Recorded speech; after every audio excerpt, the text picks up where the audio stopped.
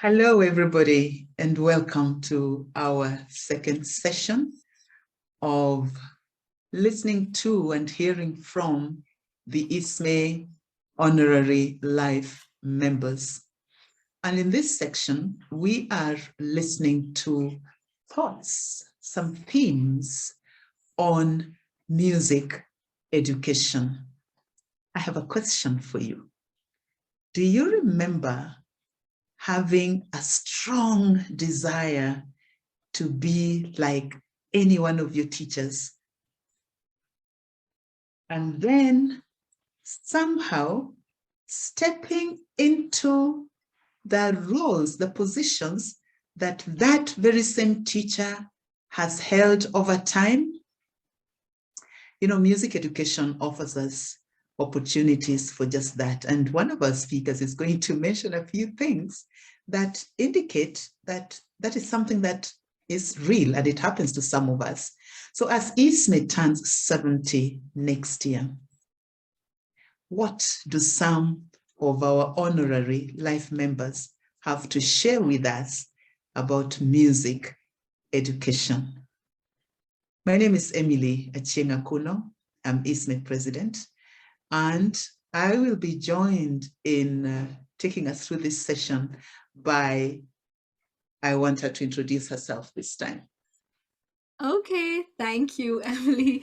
I'm Sandra Oberoi, and I'm so glad to be with you all today. I'm part of the Isme board, and I chair the Advocacy Committee. What a delight to be here with you and to go through this session with all of you who are joining us today. Wonderful. Thank you, Sandra. Now, colleagues, behind the scenes, there are two people that you're not going to see, but we have a very strong communications and technical team behind the scenes. We have our communications officer, Sarah, and we have a fantastic tech person, Evan. So together, let's go. Now, Sandra, we are talking about, some themes around music education. And of course, at Isme, we are all about music education.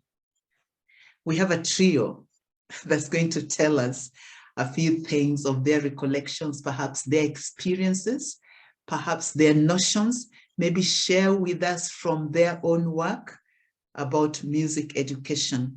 And as we were just preparing for this, I marveled at perhaps one presentation, and it reminds me of something that was mentioned in the other program that we have prepared, where one of our honorary life members wishes that we'd actually make music, during the conference.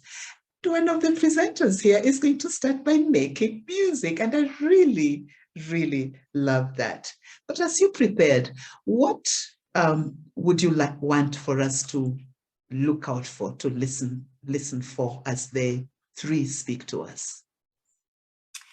Yes, we have today Alda, Oliviera, and Clifford Madsen, as well as Professor Graham Welch joining us today. And something that pops up, something that they collectively speak about is Isme's relevance in today's world. How can Isme be more relevant, not just in your life, but in today's world, in promoting and presenting music education to the world? So that's something we can look out for. And they've actually, all three of them, lived out that kind of an experience of taking music through their work, through their research, through their practice. And they're talking from their perspective how Isme can be more relevant and bringing in this link to to values of humanity and this bridge to creating this humanitarian society, which I think is really crucial and important for us as we listen, because this draws beautifully from our last session where we were challenged to think about the why we do what we do, why music in that sense. And so here today you will hear these wonderful presenters talk about more about how to deliver that, how Isme sits in all of this. Before we listen to them, there is something, I wish I could remember the exact wordings, but to the effect that if you want to go fast, you go alone. But if you want to go far, you go with others. Yes. The value of partnerships. And one of our speakers is going to really tell us something about that. The fact that there are certain entities who have held Isme's hands.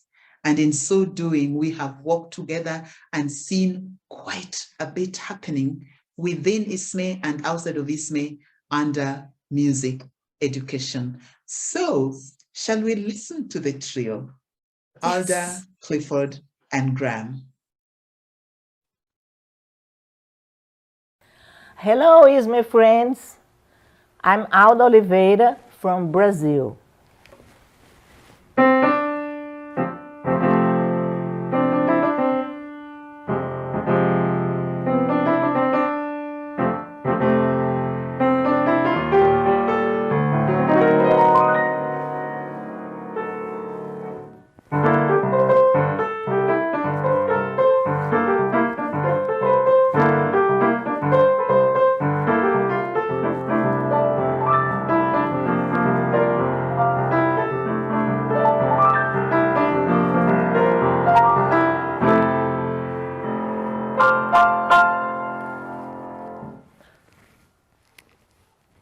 Congratulations to the administration team of Isme 70-year celebration.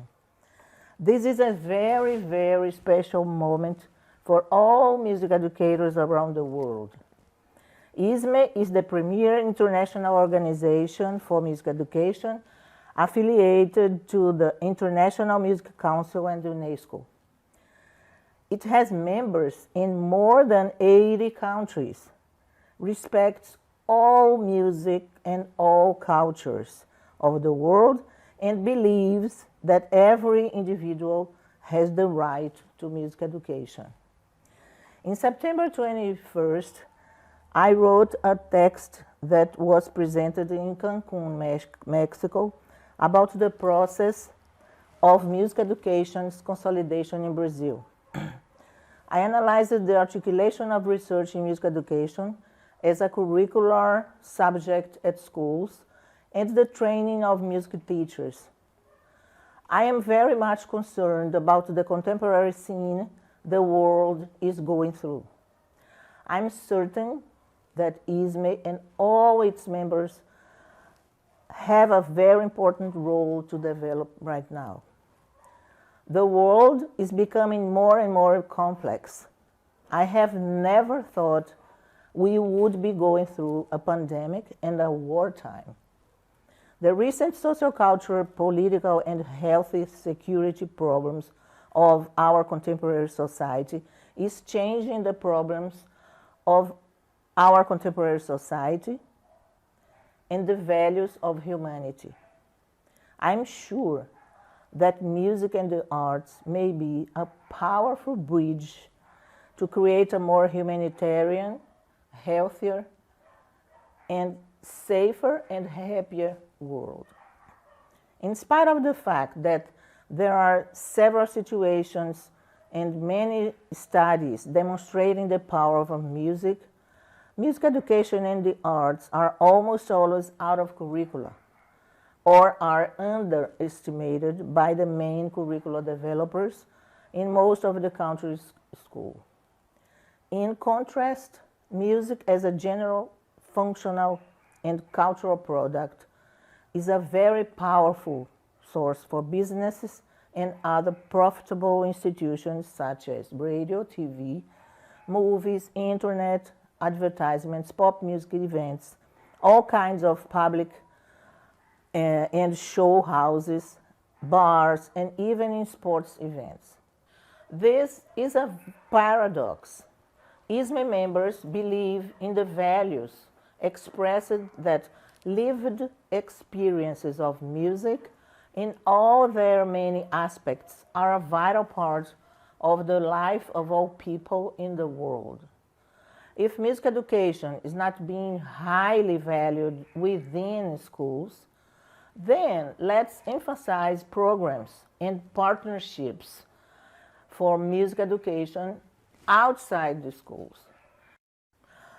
In my book, The Pontes Approach for Music Education, Learning How to Connect, I proposed music educators to emphasize and develop connective bridges and didactic procedures in order to build music programs that are consistent, practical, effective, taking into consideration the individual and social cultural conditions of the population being attended. There are several models in the world that can be stimulated, applied, and replicated in different places. I suggest that we all develop special artistic educational actions based on the analysis of the various references of the field. It's important also to value the Isme members' personal experiences working with colleagues and institutions for the development of the field of music education in all regions of the world. This Isme movement could be named Music as a Bridge for a World of Health and Peace, promoting music for all ages and fostering global intercultural understanding and cooperation among world educators and society. During Isme's 70 years celebration, we should stimulate Isme members to hold hands and build bridges for a world of health and peace. Obrigado, amigos do Isme, obrigados da América Latina e obrigado, colegas brasileiros. Thank you all. Goodbye.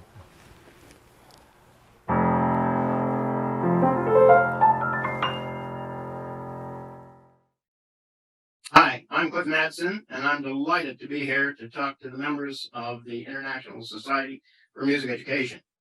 This is an organization which I've been a member for many, many years and have attended in the vicinity of 17, 18, 19 conferences. So it's nice to be here again and having the opportunity for a short period of time to talk about something that I think is very important. Back in 1978, the first book that I've ever done, experimental research in music, made the strong case that because of technological advancements, which all of us know, GarageBand, whatever, it is very easy for somebody to make their own recording, to quote unquote experiment. They don't really experiment, but they just play around with different things and find something that they like. Well, way back then, I was still looking toward the technological advancements in our field to make the point that over a period of time, it would be easier and easier for our young people to learn how to play the piano, the saxophone, the violin, whatever, but not really well. So what is it that distinguishes us, everybody here, everybody listening to this, looking at this, what distinguishes us from all the other folks? Well, one big word: practice. So when we look at practice and we take a hard scientific look at practice, what do we find? Well, we find testimonials, we find any number of things. People are telling their students to do practice. How much of practice is really good practice and how much is not? And I had the opportunity some years ago to do a massive study.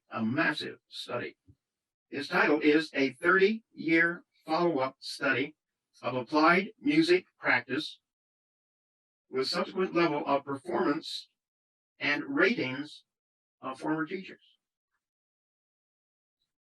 So the very first thing that I did many, many years ago is to get my classes, to get every single person in the then School of Music and get them involved in a practice study. And people in the class would be told by every individual participant where they were going to practice, how much practice they were going to get out of it, and they rated every practice session on a 5-point scale, being really effective and really not effective. Well, that was a study that was done a long, long time ago. But 30 years later, it occurred to me that I might use those same data to look at something else. So we took those same data points and got the people that would still participate in this second study to answer questions on a questionnaire. How much did you practice at the time you were at school? And they answered it. Almost everyone was very happy to participate. So we took all those data and we looked at them and we compared those data with what the teachers thought 30 years later these students should have achieved. We had a little division where we had 5 different levels. Everything from how much did I practice? Well, just enough to pass my jury and get my degree and get out of here. All the way to professionals, making my living with my instrument or conducting. And to my surprise, we found that there was no relationship, none. We found that, number one, people have no idea how much they practice, not really in retrospect. Whether it was good practice or bad practice. And we correlated to that their highest level of achievement across 30 years. We didn't find any relationships at all. But along the way, I asked all these teachers if practice was important. Everybody thought it was really important. Oh yeah, students need to practice. Does it really matter? I don't know. And that's why we do research, to find answers to the many questions that we have in music education. So that's something to think about. And as you can tell, I enjoy doing research. And my goal when I was teaching research classes is to make every student develop a love affair with music. Thank you.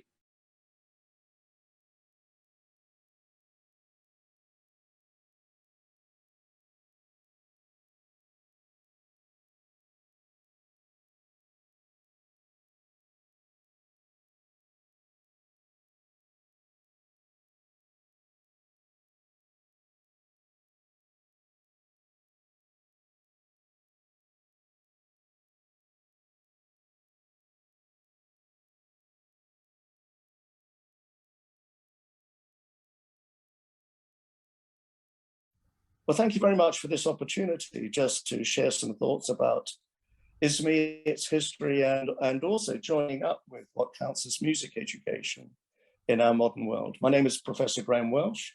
I'm the established chair of music education at University College London Institute of Education, where I've been for several decades now.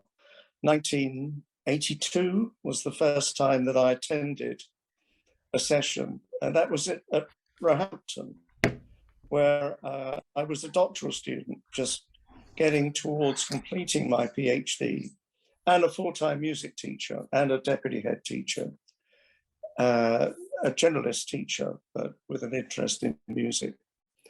And I attended that seminar at the invitation of my then supervisor, a guy called Dr. Desmond Sargent. And he was the head of music education at Roehampton. But also at the same time, he was the initial editor of Psychology of Music, and one of the founders of the group that kind of put that society together, which then created Psychology of Music as its first journal.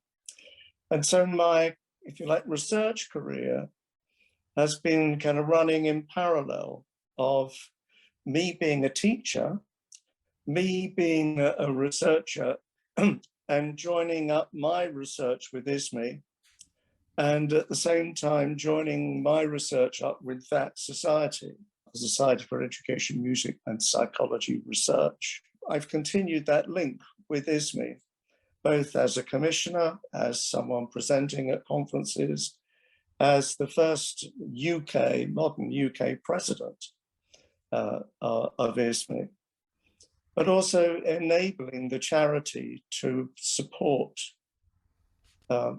Isme activities. So SEMPRE has expanded. It now has 3 journals. It's got a book series. It raises quite a lot of money each year. And so we're very pleased every 2 years to provide support for the main conference and where necessary for aspects of research, such as people attending the research seminar. One of the big challenges is how to make access to music education globally more even. People can have access to music education through the private sector, through independent schools, through access to wonderful musicians, if you've got a certain amount of income or disposable income. But in the school system, as in England, the music education provision is more patchy. It's meant to be important, but we know that there are other government priorities and pressures on senior leadership teams saying you have to focus on the core curriculum, which means that the arts are marginalized in the school system and music is often marginalized. And this is bizarre because paradoxically, music is a rich component of most people's lives, whether it's a film soundtrack, whether it's adverts on the telly, whether it's part of a TV series, whether it's their favorite rock group, whether they're watching YouTube or watching Glastonbury live, So there are so many different ways that people of all generations access music. That access, if you like, to music, which is part of our cultures, is unevenly represented in the music education system, in the organization of music education. So children may have a quite rich experience at home with music or different kinds of musics, but that's not necessarily celebrated in schools. In elementary or primary schools, many teachers believe that they are not musical. They're not very good at music. And so how do I educate someone in music is their question, because they see music as instrumental, as framed by, if you like, the associated board. That's what counts as music. And in one sense, okay, well, there's nothing wrong in that. There are millions of people around the world that learn instruments. But is that, does that provide a particular biased agenda of access? Where is opportunities in every classroom for creativity, for making music, for improvising, for composing? Young children in nursery schools, they will do that because they play. They will play with sound and sound-making instruments if you give them. There's lots of research on that. Our colleagues in early childhood are regularly celebrating young children as musicians, making their own music. But as soon as they get slightly older, there's a concept of music that's got somehow more formal. And that means that instead of having a wide access initially, which then continues, we get into some kind of pyramid with less and less and less and less access as people get older, because music is kind of difficult, something you only do if you study forever. Although if you're a young person, a young adolescent, you make your own music. You get with your mates and you create stuff, particularly these days with the electronic resources that someone like me just doesn't understand. I'm the wrong generation to play in that sense.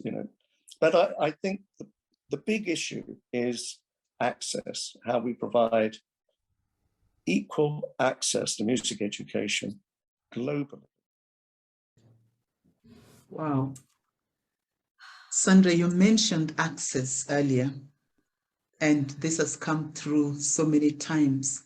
And I can't help thinking of, as a teacher, the need to value the music of the learner, what the learner calls music, as an entry, a way of then introducing the principles of music to them, the concepts of music to them. And it reminds me, I'm digressing a little, I hope we have time, reminds me of one of my colleagues who, just basically was telling us how he negotiated with a class, a high school class, what they would learn for music, because he came in with a syllabus that had, the major scale and Mozart. And the students said, that's not our music, that's your music. So if that's the music you're going to be teaching in class, then we are not coming to the class music. So he invited them to bring their music to class. And they brought all this fantastic popular stuff. And that was the beginning of a relationship that has seen several members of that class now become music professors, because the teacher valued their concept of what music is. But I also hear, again, access to music, music being the link to values of humanity, music being the bridge to creating a humanitarian society. This is deep, isn't it? This is fantastic. All the three have shared with us from deep within, isn't it? The paths that they have walked, the experiences that they have had, and the convictions that now shape their philosophies, their principles, their practice, their answers to the previous question, why, based on what they have done and what has worked for them. What a joy. But you were going to say something and I cut you short. I was, as I was hearing all three of them speak, and particularly Graham talking about all these different musical experiences, and you've asked this question too, the value, the idea of value in music. I wonder then if the problem is rooted in this idea that music is valued sonically. You see, the sound is valued more than the experience. And because of that, perhaps we're losing out on these meaningful interactions. And this example of the teacher that you gave so beautifully, because he wasn't willing to just value the sound of it, but the experience, he brought them in, he drew them in. And I really wonder if this might be a huge problem that we face today, because as I was hearing all three speakers talk, I was thinking about, well, tucked away deep in the hills of, let's say, Northeast India, people are making music as a community. Are we to say that that is not music? How can we? It's beautiful, and I'm sure it's the same with parts of Africa, in Kenya, for example. They're making music, beautiful music. So I think if we move away from this idea of valuing music sonically, we have much to learn and take away. And just thinking about what Alda beautifully brought out, this three-pronged approach that she spoke about, which even through lived experiences, I think she's given us this powerful call to action to create. So you think of ideas, think of music activities, which is what she's lived and done, like you said, and then debate. Well, should we be doing this? Can we do this? How can we do this? And then finally collaborate. And you brought that out right at the beginning. When we walk together, we walk far. So create, debate, and collaborate. I think it's brilliant what they've taught us in just these, 10, 15 odd minutes. I've taken away so much. Good. And something that we must not forget, I really liked Clifford Madsen's reiteration of the need to practice. Yes. To be involved, to get into your music. Because, and I keep telling people, I come from Africa, and in Africa, things don't happen, things are done. You know, that piece of music is not going to embed itself in your system. You have to place it there by repeatedly experiencing it. You use the word experience, music as an event, music as something that is done. Wow, we could talk about that trio until forever, but it's time to move on. And now, a question that I want to ask. How important are systems and structures to successful music education? All right, and that is my way of introducing the next two. We have a ladies' duet of Wendy and Liane. And they speak to us again from a historical perspective, but also from research, from personal work that one has gone through. As I was listening to them as we prepared, I was just asking myself, how can Isme be and how can Isme look good? I got that just by listening to them. And those are probably questions that may not come to everybody. But another one, lately we have been focusing on professional development. As we went to some of the regional conferences, the leadership made it very clear that there were certain areas in which the members felt a little unprepared. And so as a committee, we worked with them to provide further information. And you, Sandra, were very instrumental in dealing with issues of advocacy, not necessarily advocating for music education with them, but empowering them to recognize themselves as music educators. But professional development, this seems to be a running theme in the next two speakers that we're going to listen to. Maybe you could introduce them a little better than I would. Well, I think the way they speak would be good enough. So let's hear them. We'll be hearing Wendy Sims and Liane, one of our past presidents. Hi, my name is Wendy Sims, and I teach at the University of Missouri in Columbia, Missouri, USA, which is in about the middle part of the country. And it's wonderful that you've chosen to attend this session. So thank you very much for your interest. I want to tell you a little bit about my Isme background and why I think Isme is so important for music educators.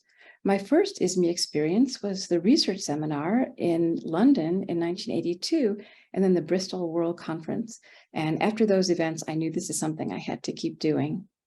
And so in 1984, the Early Childhood Commission had its first meeting seminar, and then that was my specialty area, so I started attending early childhood and eventually was the chair of that commission, helped host a 2-week conference in Kecskemét, Hungary about early childhood music education, where we had Isme members from around the world come and learn and make music together for 2 weeks. And in 1994, when Isme was in Tampa, the Early Childhood Commission seminar was at my university in Missouri, which was very special to host so many wonderful friends.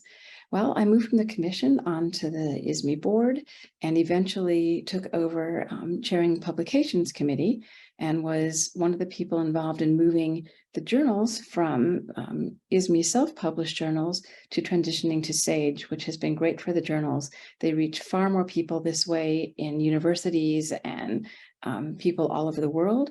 And SAGE is very generous about donating copies to universities with low SCS. And of course, all our members receive our wonderful journal. And that's not always the case that all members of our organization receive the research journal. And that's a valuable part of Isme. And so one reason that I've stuck with this organization is because of how much I have learned along the way and how wonderful the people are that I've met. Professional development and learning has been fabulous through the publications, of course, the research and the teaching, the pedagogy in those publications is very valuable. And through the conferences and the seminars, the sessions and workshops and the research poster sessions, absolutely, but also the wonderful music and getting to hear music from around the world performed by young people, by professionals, by amateurs, by folk groups has been a really wonderful way to hear authentic world music. And the World Conference itself is a wonderful event. I hope also that you'll have a chance to attend if you haven't yet because of the situation the last few years, and we'll be able to attend live. If you do, consider going to one of the seminars first, because the seminars are smaller and more intense groups of people who share the same interests. And it's a great way to meet people and make friends. And it's the people that really make ISME special. And in a seminar, you have a chance to learn together, eat together, play together, and that's a wonderful time to make new friends. And then, of course, the World Conference too. And when you go to the World Conference, I encourage you to step outside your comfort zone and the people you traveled with and meet as many people as you can. There's so much to learn, not only from the formal sessions, of course, but also from the interactions, the individual interactions that are going on about different educational systems, the different language we use to talk about things like what we do with children from birth to age 4. There are 4 or 5 different ways that different countries refer to the creche, the preschool, the daycare, the kindergarten. And those are things that to be aware of that are just some of the really fascinating aspects, how different educational systems work in different countries, besides the vocabulary we use. And I know that's helped me be a better teacher and also understand my international students and where they're coming from, figuratively as well as literally, a lot better. So if I have any advice, it's to try to connect with people from ISME. And that's so much easier to do these days with social media and the easy ways that people can chat online and do FaceTime or WhatsApp and actually meet and communicate, because the person-to-person communication that comes as a result of the shared interests of ISME just can't be obtained any other way. And we think about how easy it is now and how difficult it was back in the first days when people only had airmail. And even if maybe the earliest days, letters were going on boats. And then in the 1990s, when I was planning the conference, fax was a big deal. And the faxes were the best way to communicate besides letters. And now, I mean, communication has changed so much for the better. And so I will look forward to seeing you and meeting you in Finland at our next conference.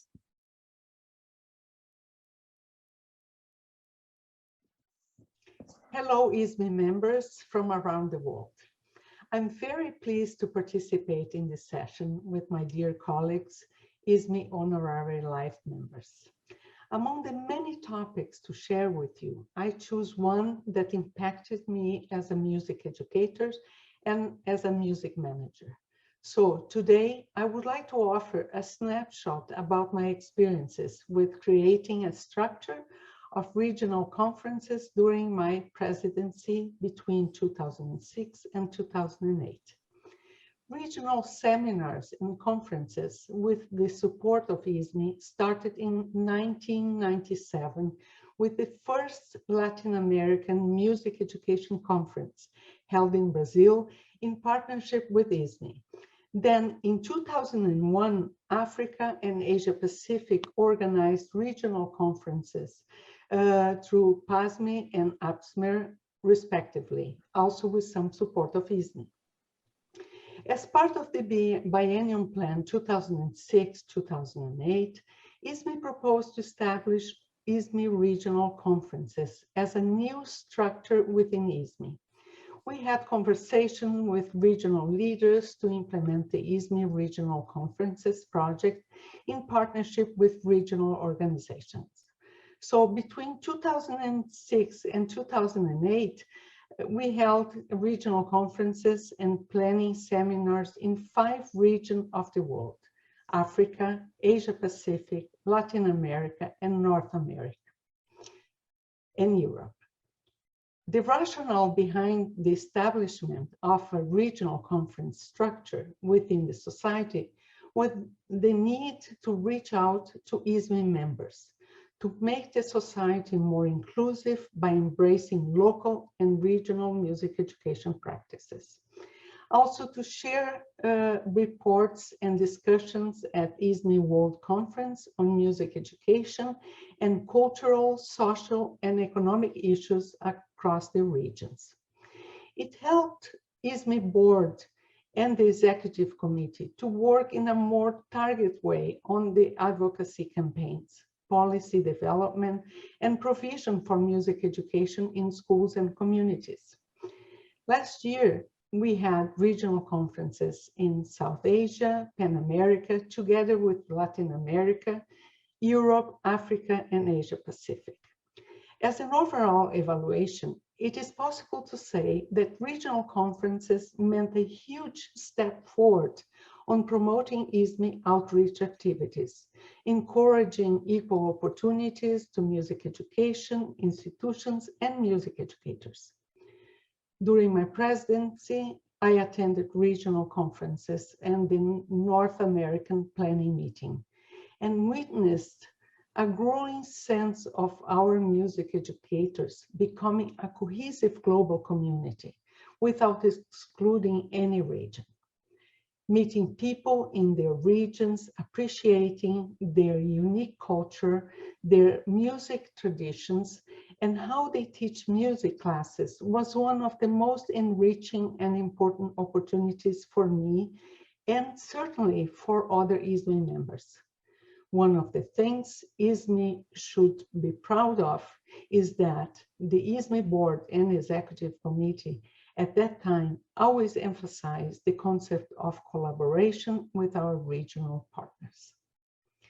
As a final remark, I would suggest that Isme continues establishing their worldwide task force on advocacy for music education, as some regions are in such a need for campaigns to help them to carry out their mission. The society could also continue to promote a network system with cross-fertilization dialogues and activities among the regions. Lastly, sharing each other's regional expertise seems to have made a difference on the perception music educators have of Isme as being a true international organization that through its mission, values, and activities promote diversity, equity, and inclusion. Thank you. A few keywords. First of all, I like the way Wendy emphasizes or recommends starting at the commissions. And I like the way she explains the commissions as you know, a more intimate space where one can grow. And there's this phrase that she says she's stuck with this organization. So am I. So am I. Your thoughts? You know, as I was listening to both Wendy and Liane, it just reminded me of a quote by Indian poet Rabindranath Tagore. And he said, the country isn't the earth beneath our feet, it's the people. And Wow. I'm just drawing that to Isme as an organization. It's not made of stone and mortar. It's the people, it's the network, it's our collective activities. And I think that's powerful. And that's what we saw with both Wendy and Liane telling us about, well, the regional conferences and, like you said, the commissions, the work, the collaborative efforts, isn't it? It's us, the people. We make Isme Isme. We do. And since it is a collective, I know that word is used in different parts of the world differently. Then the notion of the global community comes up. And by the way, you know, you could be in the middle of 1,000 other people and still be alone. So you've got to reach out. You've got to be involved. True. And I think their involvement has been very instrumental in making Isme what it is. I like the bit about the regional conferences. Deliberate action and rooting for it, motivating. And I like the way Liane indicates that these conferences did begin with Isme support. I really like that. True. And they're going to go far because they're not going alone. They are going to go very far because they're not going alone. It's fantastic. I got a few thoughts about advocacy. I know you're a strong one on advocacy there. And that's why I was asking that question. How can Isme be and how can Isme look good? You know, so how do we get the music educator out there to have a positive perception of Isme? And I think clearly the way to get to the music educator out there, I think first and foremost through the regional conference. Very and that true. partnership, I think, is very strategic. Because Great. that's where the Now, empowering happens, isn't it? That's where the empowering, that's where the belief that, well, I can do what I have, or my voice matters, that happens at that yes, space. And that's so important to bring confidence in people. You've said it beautifully. that's That's true. beautiful. Thank you. Imagine we are almost coming to an end, but we've got another two. And this time we have a mixed duet. We have a mixed duet. One of the key phrases that we picked, and you mentioned it to me, you drew it to my attention first, Sandra, the effects that music can have on individual lives. Do you want to introduce this next speaker? Oh, it would be my honor. We have this wonderful, wonderful educator, researcher, musician, Susan Hallam, joining us from UCL, or joining us from England. And then we have another past president, Gary McPherson from Australia. And I think when you listen to them, you're going to be, again, inspired and really think about why we do what we do. And that's the beautiful thing in both our sessions. I think this is the one strong theme that's coming out, where we're called to reflect, even just through the next two people who are going to speak, to reflect on where we are, why we are here today, and what do we hope to accomplish. Great. Let's listen to them, and then we'll come back and wrap up, shall we? Yes, good idea. Good morning or good afternoon, depending where you are. I'm Susan Hallam, Emeritus Professor of Education and Music Psychology at UCL Institute of Education. I've been researching issues to do with the power of music since 2001. And my latest publication with Evangelos Himenides is about to be published. It has over 350 pages of text and 200 pages of references. It's available for free on the web, but there is also a 5,000 word summary and a one-page summary of key points. The conclusions from all of this are that music can have positive effects, but the key word is can have positive effects. This is because there have been numerous methods that have been used, but none of them can really take account of the numerous confounding factors which affect the impact of music, including the huge variability between individual people. The areas that have been studied include oral perception and language skills, literacy, spatial reasoning and mathematics, oral and visual memory, executive function and self-regulation, intellectual development, creativity, general attainment, background music while studying, motivation and re-engagement with education, personal, social and physical development, psychological well-being, physical and mental health, social cohesion within groups and society, and music in everyday life. Listening to music has a variable impact depending on whether the individual has chosen the music that they're listening to. If they don't like it, then the effects may be negative. There can also be negative effects when people listen to music which has negative overtones in terms usually of the words of songs. And if these are shared, this listening activity with others, that has been shown to possibly increase the likelihood of suicide. At societal and group level, music can also be used to manipulate the way that people feel about other groups or even other societies or nationalities. For the wider benefits of active engagement with music to be realised, the quality of that engagement is crucial.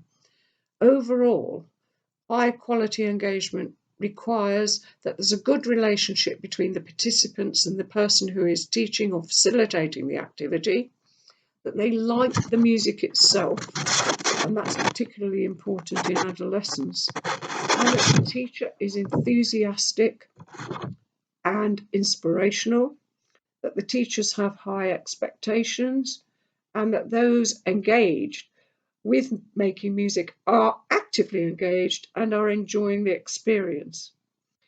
That the activity facilitates the development of general music skills, authentic instrumental skills, creative skills, music literacy, and transferable skills. That the participants have some choice of the kind of music, that there are high quality resources available, that there are opportunities for playing in ensembles, and that there are links made with other musical activities, particularly if lessons are in individual or possibly small groups. Opportunities for performance are very important, and there need to be appropriate progression routes. So once you've started, you can carry on. If the experiences are not of high quality, then music may not have any positive effects at all.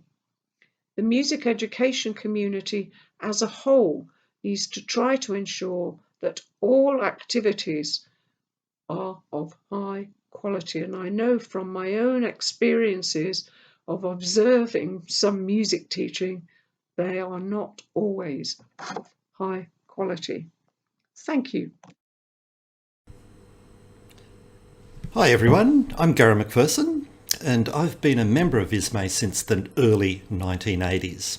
And over the years of my membership, I've had the great honour of serving Isme in a number of ways. I worked for the Journal as helping Frank Callaway edit the Journal in the early years. I was on the Isme board, I served as president, I was on the commissions, I was also the treasurer and financial advisor. So I've had a long innings with Isme, which I've really appreciated and really enjoyed. But towards the end of my term serving Isme, I was asked to chair the Isme Constitution and Bylaws Review Committee. And this was a committee that was established by the board in 2014. And I think there was a feeling that the Constitution and the bylaws had served Isme well across its 60 plus years since its inception in the early 1950s, but it was a time to rethink and update and redefine our practices for the coming century. And so I had the great pleasure of working with about 10 people from across the world, our finest members and our finest music educators, to rethink the articles and the bylaws in the Isme Constitution. And so that was a dynamic process. It took 4 years for us to do it. We put some of our changes through at the 2016 General Assembly, and the bulk of the changes went through in 2018. Now, the Constitution has a number of articles and a number of bylaws, and they govern how Isme operates. But I'd just like to focus in on the first two articles because they're very, very important. The first article is where we name the society as the International Society for Music Education. And obviously that's very, very important. We stamp to the rest of the world who we are. The second bylaw is about the purpose of Isme. And that really was the article that created the most discussion, dynamic discussion in my committee and with others that we consulted across the 4 years. But in the end, I think we all agreed that a great society provides political, theoretical, and professional strength for the profession. And by that, I mean that we want our members to be strong professionally. The techniques, the methods, the approaches that they use to impart their knowledge to the learners and teach music education, it needs to be strong. Theoretical strength is also important, and that's where we need to base what we do, our practices, on good evidence. They need to be evidence-based. So the role of research is critically important in moving our discipline forward. And political strength is obviously exceptionally important, particularly in today's world where we have to justify music education in schools and community settings. And so political strength is about learning to speak to others, whether they be parents, education authorities, or even politicians, in ways that they can easily understand why music is so powerful. Music deserves a place in all forms of education, both informal and formal education settings. So it's this professional, theoretical and political strength and the idea of that really set us in a very clear way to work out what we should say in Isme's purpose statement, which is Article 2 of our Constitution, perhaps the most important statement in the Constitution. And so I'd like to read the purpose statement to you. It's only short, but as an Honorary Life member who's served Isme for 35 years continually, I'd like to encourage you to think about how you can serve Isme into the coming decades, what your contribution will be to helping Isme develop and create even greater strength professionally, theoretically and politically.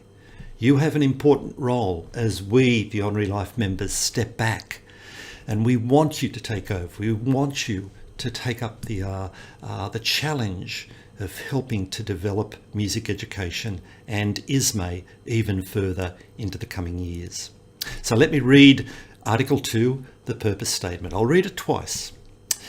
The purpose of the Society shall be to promote the learning and teaching of music for all people. That's about political strength, advocacy. To support the professional growth of music educators throughout the world. That's about professional strength. And to encourage the teaching of the diverse musical practices of various cultures. That's about theoretical strength. So one last time, the entire purpose statement. The purpose of the Society shall be to promote the learning and teaching of music for all people, to support the professional growth of music educators throughout the world, and to encourage the teaching of the diverse musical practices of various cultures. Think about what that means for Isme, and please think about what that might mean for you and your commitment to Isme into the future. Thanks, everyone. Oh my, that's personal, isn't it? It is. A question straight, and he's looking straight into your eyes and asking you these questions. These last two speakers have kind of been answering questions that were raised before, in a way. When the question was asked about the why of music education, and Susan Hallam gives us those facts from research, the indications from research. We want to get to appreciate what music is, and therefore why music education, and what we must not dare claim. But I like her call for high quality music teaching activities. Remember, music is what we do. And so music learning and teaching is something that is done. And then Gary with the Isme strengths, political, theoretical, and professional strength. I never thought of the political bit of it. But what is anything that happens that is not political? When you look at it that way. True. Your thoughts before I wrap up? I was just thinking about this idea that they've actually challenged us in a sense where Isme is providing, or if you please, empowering music educators, researchers worldwide with the tools. And we then have to go out there and make it accessible in our own context, because we have all these tools. Now we have to take that and then make it accessible in our context, which is going to be different. It's not going to be the same. And that's what Gary actually tells us. What is it? What does Isme mean for you? And this is something that we can also think about. How are we going to take these tools and make it accessible in our context? And that's part of the advocacy. That's part of regional engagement as well. Great, beautiful. So now, assuming this has been a class, it's time for the test. And the question is just one. So it's almost 70 years of Isme. And I just want to ask all of us as members of Isme to consider what and how perhaps Isme has contributed to music education, music teaching and learning. And I'll give you a leakage. How about the human resources? Hasn't Isme contributed that? Not just the teaching human resources, but the ones who go out there to look for information that comes back and shapes what it is that we do in the name of music education. How about the literature? I mean, you walk into a conference like I was in one of the seminars, and 5 names directly from my PhD of way back then were in the room. And you look at it and you say, this only happens at Isme, that your bibliography comes to life. How about the procedures for teaching music? I think Isme has contributed a lot of that. How about the structures upon which, that we can use to build our systems of music education, the principles, the notions of the value of music. It's all that. And over the 70 years, 69 plus, going to 70 years, Sandra, I think Isme has done a lot. A lot, indeed. And yes, we can't even define it, isn't it? These 2 sessions have been incredible in the information presented, and just even in challenging each of us as individuals, as educators. Yes. So in closing, colleagues, friends, and those who will be viewing this long after 2022, I suppose I could paraphrase words from one of my favorite authors, who tells us that, the biggest danger that we might face as humans is that we should forget where we have come from.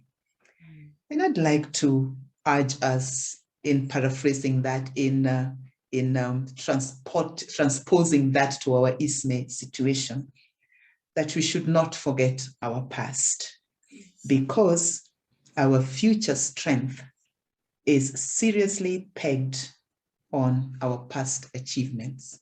So as we will be celebrating 70 years of Isme in 2023, let us celebrate the elders who have gone before us, and let us endeavor to wash our hands, because a child who washes his or her hands can eat with the elders. Sandra, thank you so much for your company as we listened to our Honorary Life Members. It's been such a pleasure hearing your thoughts and hearing your voice. And I'd also like to thank Evan, our technical person behind the scenes, and our communications officer, Sarah, who has enabled us to put all of this together. Friends, colleagues, yes, we do say yes, kudos, and we thank you so much. Sandra, thank you. Thank you, Emily. Bye-bye, everyone. Bye-bye. Thanks.